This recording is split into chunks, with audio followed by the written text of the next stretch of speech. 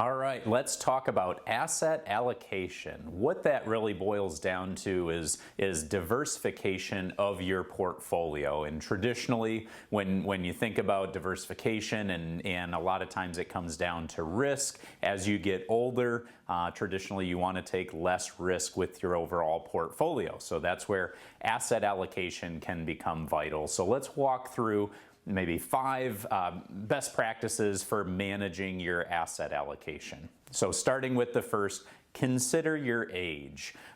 What's your retirement timeline? Also, sort of what's your life expectancy? And so if you're going to be under 50 years old, you might say, okay, I may be comfortable taking more risk with my portfolio. You might have a heavier equity weighting versus bond weighting within your portfolio. Now when you get, say, 5 to 10 years from retirement, all of a sudden you might say, well, I'm going to reduce from a more aggressive strategy potentially down to a more moderate risk exposure. And then you get into retirement or you're getting in those later stages of life, and you might say, well, I really need to scale things back and invest more conservatively. Now again, this isn't true for everyone. Everyone's situation's unique, but that's traditionally what you may observe. Meanwhile, number 2 is your risk tolerance. As I said, that's going to be different for everyone regardless of age. So you might be a bit younger and saying, well, I don't like the emotional stress that comes with the market and watching that do really well one day, not so well the next day, and over time those roller coaster rides aren't your comfort zone. So again, it comes back to your personal risk tolerance. So that's where you could use, as a general rule, there's been this rule of 100 where you take 100 minus your age, and that's the percentage of the portfolio where you might say, hey, I want to take greater risk. So that could be in stocks as an example. So if you're 60 years old, 100 minus 60, okay, 40% of the portfolio, let's say, is in stocks. What we've noticed, though, is people are living longer. It's almost become the rule of 110, and so you're taking 110 and then subtracting your age, and then that's the percentage of the portfolio where you might say, hey, I want to take risk.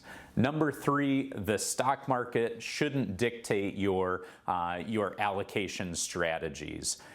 Obviously, there's a lot of day-to-day movement, and there's a lot of things going on, whether it's political unrest, there's a lot of international with different wars that are happening, and all of that comes into play, that a lot of times people will use those current events and say, well, I'm going to shift from one maybe aggressive strategy over to cash, and trying to ultimately time the market, which we've learned over time doesn't pay off. So it's important to follow a planned asset allocation strategy as you get to retirement and then also through retirement.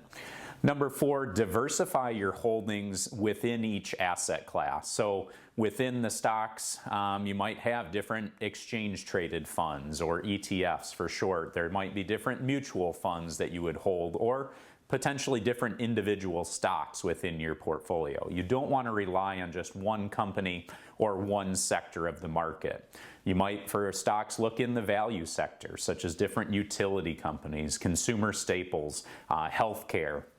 Or then you've got the growth sector, where you might find more of the technology or financial industries. So again, diversification on the equity side, and then you've of course got the bonds, which would have different government, corporate, municipal bonds, and different maturity dates for those bond holdings.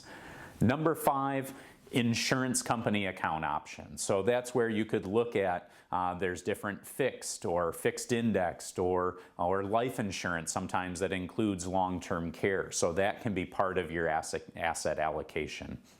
But you do have to work with a licensed insurance agent, and it's helpful to find one that can shop around and look at a lot of different companies versus just one insurance company. At Centennial Wealth Advisory, we're set up as an independent firm where we can help you evaluate your risk and have those conversations of what your comfort level is with your portfolio, and trying to define what that appropriate asset allocation is for you. We welcome you to give us a call and talk through that.